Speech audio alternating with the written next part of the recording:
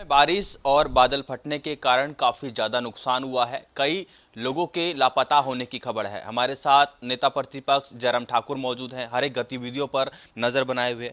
Sir, काफी ज्यादा नुकसान एक बार फिर हिमाचल में बारिश के कारण देखने को मिला है, बादल फटने की भी सूचना आ रही है। अभी तक जो जानकारी मिल रही है, नुकसान हिमाचल प्रदेश में शुरुआती दौर जब बरसात एक तरह की मैं समझता हूँ कि शुरू ही हुई है, तो नुकसान की खबरें बहुत ज़्यादा हैं। और ख़ास तौर से चिंता का विषय यह है कि जो जान माल का नुकसान ज़्यादा हो रहा है। अब की बार जो अभी पिछले कल से ही बारिश तेज़ हुई है, 50 से ज़्यादा लोगों की मिसिंग होने की, यानी कि बह जाने की खबरें आई हैं। 2 लोगों के डेड बॉडीज़ भी रिकवर हुई हैं।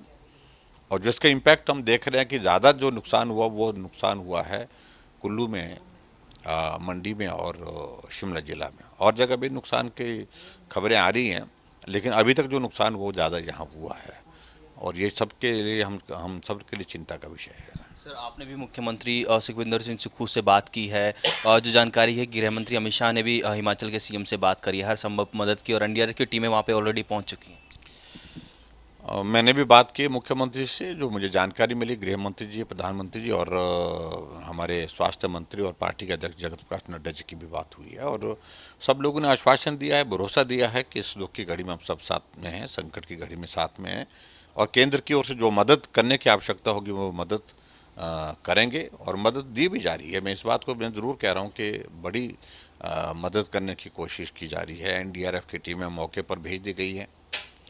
रेस्क्यू ऑपरेशन के लिए हेलीकॉप्टर की जो रिक्वायरमेंट आई है उसको उसके लिए भी व्यवस्था की जा रही है। और इसके अतिरिक्त बहुत सारी चीज़ों को लेकर के जो मदद के लिए जो बातें कही हैं, पार्टी के सब हमारे नेता, कार्यकर्ता और चुने हुए हमारे विधायक, जनप्रतिनिधि, वो सब मौके पर जाकर के मदद करें, ऐसा पार्टी की ओर से आह्वान है। पार्टी की ओर से भी सब लोग इस काम में जुटे हैं।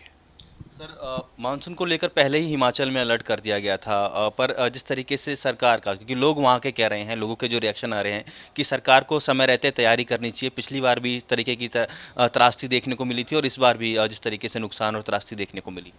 देखिए, अब इस सारी चीज़ को लेकर के अभी बोलना बहुत ज़्यादा उचित नहीं। मैं समझता हूँ कि बाद में इन सारी चीज़ों की बात करेंगे, लेकिन एहतियात के तौर पर बहुत सारी चीज़ें करने की आवश्यकता थी।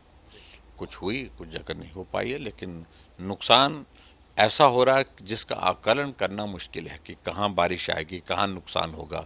ये असेसमेंट करने में कठिनाई भी होती है। और हम अभी देख रहे हैं कि कुछ एक नए जगह जहाँ बारिश से कभी नुकसान नहीं हुआ, वहाँ नुकसान हो गया है। और कुछ जगह हमने ये भी देखा कि नुकसान उन इलाकों में हुआ जहाँ जिन इलाकों में पिछली बार भी नुकसान हुआ था, फिर से नुकसान हुआ है। जैसे NH-21 है, तो उसमें जो मनाली को जोड़ता है, उसमें वही पोर्शन फिर से डैमेज हो गए हैं जहाँ पिछली बार डैमेज हुआ था।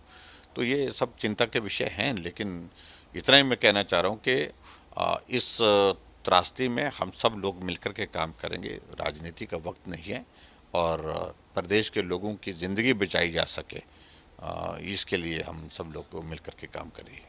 बहुत बहुत धन्यवाद सर, खबर अभी तक से बातचीत करने के लिए। तो ये थे हिमाचल के पूर्व मुख्यमंत्री और नेता प्रतिपक्ष जयराम ठाकुर, जो कि हिमाचल में जो त्रासदी देखने को मिली है उसके ऊपर लगातार नज़र बनाए हुए हैं, और ये कह रहे हैं कि केंद्र की तरफ से भी हर संभव मदद हिमाचल को की जा रही है। मेरे सहयोगी लक्ष्य के साथ राजा पटेल, दिल्ली। खबरें अभी तक।